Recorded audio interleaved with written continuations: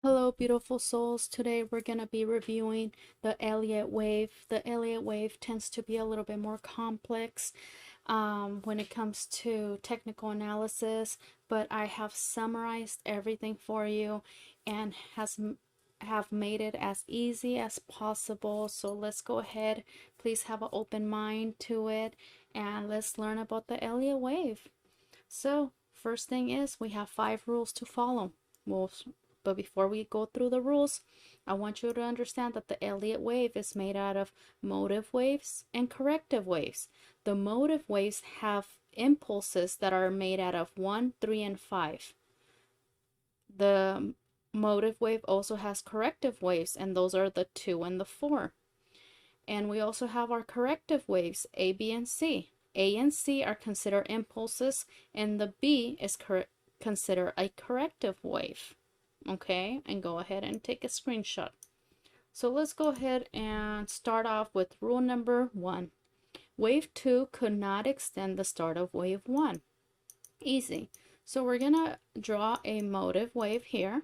So if this is the start of wave 1, pretty much it's telling us wave 2 could not extend the start of wave 1. So this would be invalidated and this would be validated. Okay, wave 3 could not be the shortest wave. This is wave 3. It can't be the shortest wave. Simple. Wave 4 could not retrace in territory 1 of wave 1. So if this is the start of wave 1, this is the end of wave 1. Wave 4 cannot come down to the territory. So this is considered the territory of wave 1. Is where it starts and it finishes. So wave 4 cannot come down here. Okay, or else it gets invalidated.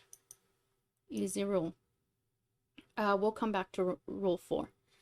Rule 5 says even if wave 5 surpasses wave 3, so 5 surpasses wave 3, wave 3 must always surpass wave 1. So this is the territory of wave 1. Wave 3 has to always pass wave 1. Okay, easy peasy. Let's go ahead and go back to rule number 4. So let's go ahead and make it a little bit nicer here because we're gonna do a nice visual example of rule number 4. All right, so all motive and impulses wave have to have 5 sub waves. So which ones are our motive impulses waves? So motive waves that are impulses. So 1, 3, and 5 are considered our impulses. So we have to have 5 subwaves within those waves.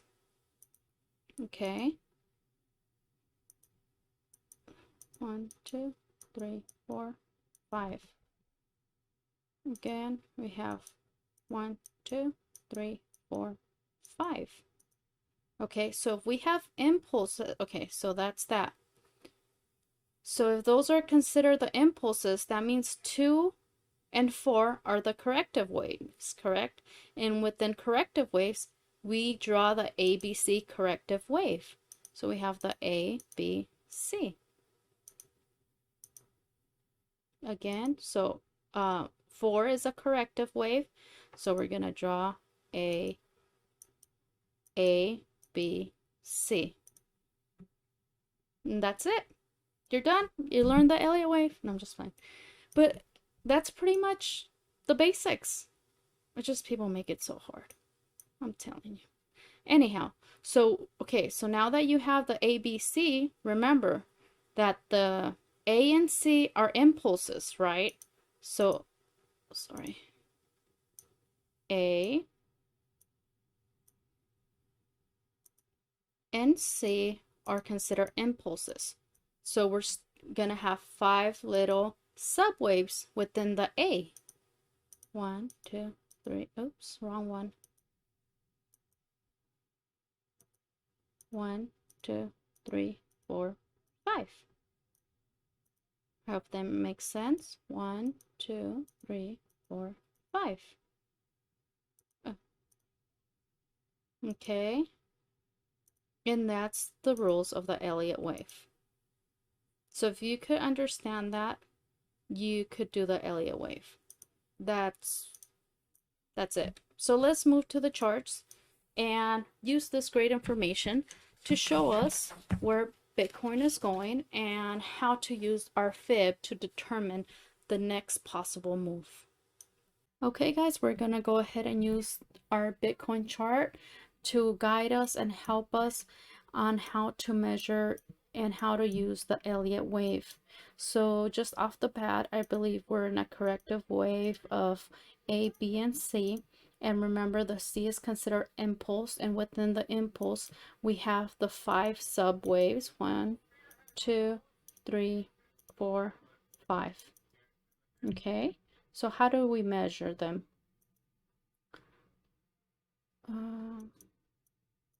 Let's move to the side here. So you're gonna need 2 types of fibs. We're gonna use the regular fib, and that's to find your retracement, and those are the measurements.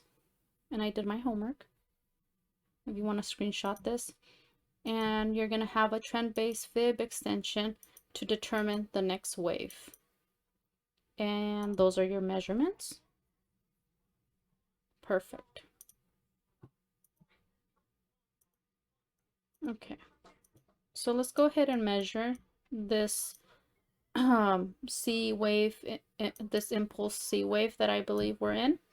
First thing is, using your standard fib, you're gonna go from the start of wave 1 to the end of wave 1, and you're gonna have a retracement, right?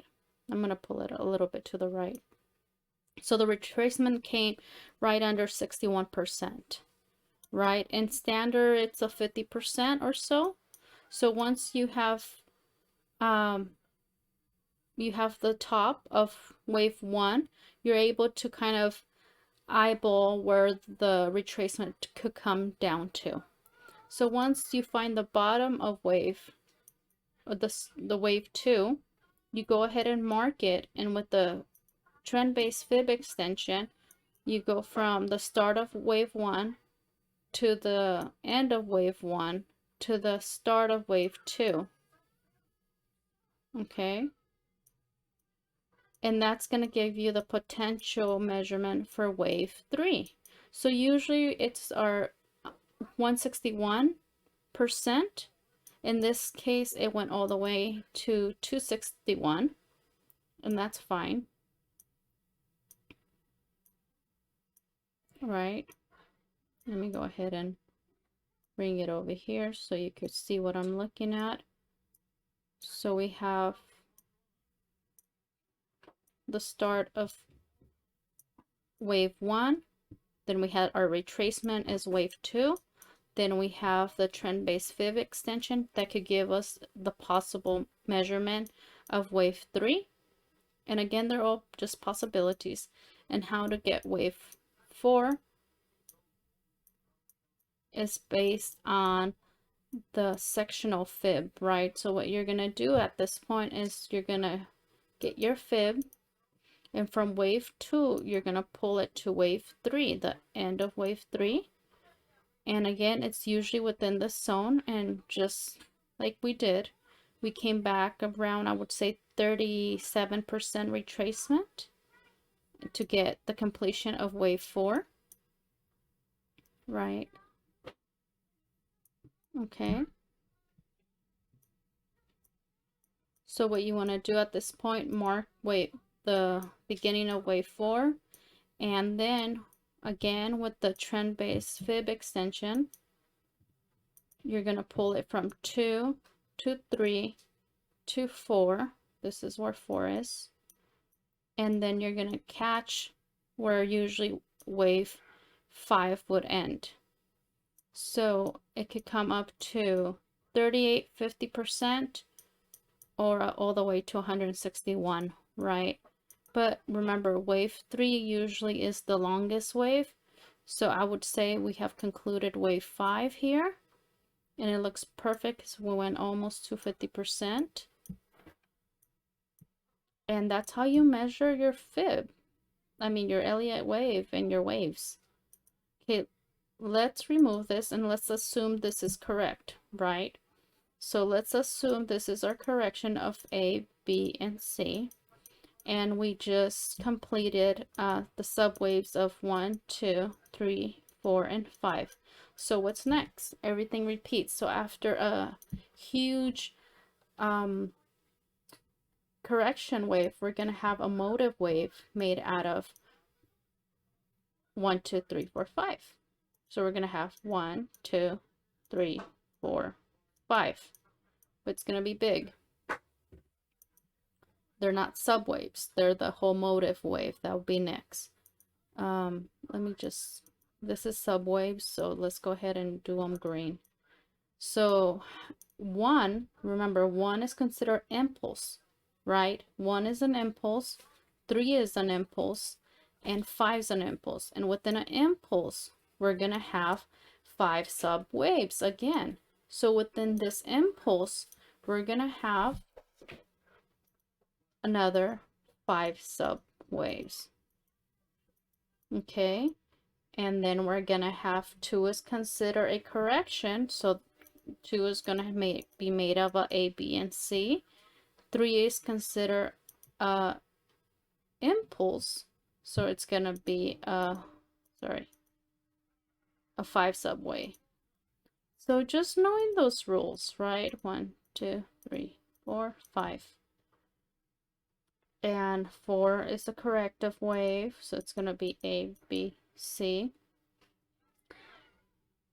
And then again, the 5 subwaves within wave 5.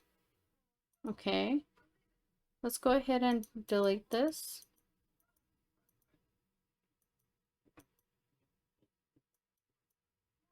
So how, let's say the top is in, and we're gonna start wave 1. And how do we determine the 5 subwaves coming down, right? Let's go ahead. Hopefully I'm not getting you lost. So let's go ahead and draw them from top. We're gonna assume this is 1, 2, 3, 4, 5. Okay. So right now I'm just assuming, I'm just gonna make just guess that this is 1, right? Just because this looks like a great support here. So let's assume wave 1 comes all the way down here. So if that would be the case, what you're gonna use is your fib again. You're gonna pull your sectional fib from top to bottom, right? But because you're going down, no, you're fine. Top to bottom. Okay, yeah. So wave 2 will come back approximately at a 50% retracement. So you want to mark this as wave 2. So once you have that, you're going to use the trend-based fib extension from the start of wave 1 to wave 1 and go to wave 2. And this will give you a potential target for wave 3 at the golden pocket at 161.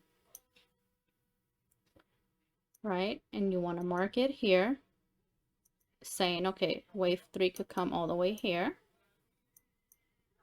And then you put you pull a sectional fib from 2 to 3.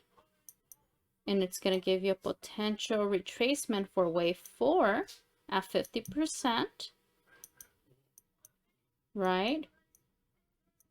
And then you're going to pull another trend-based fib extension from 2, 3, 4. And then we're going to have a potential 5th wave that could come at 50%. Okay, and you want to mark the 5th wave here. And that's how you measure. And after the impulse 1, right, we're going to have a correction. and you just continue measuring. So yeah, that's how it goes, and I hope you learned something new, and I hope I explained something for you, and remember to do everything with love, and that's how I use the Elliot wave. Thank you guys.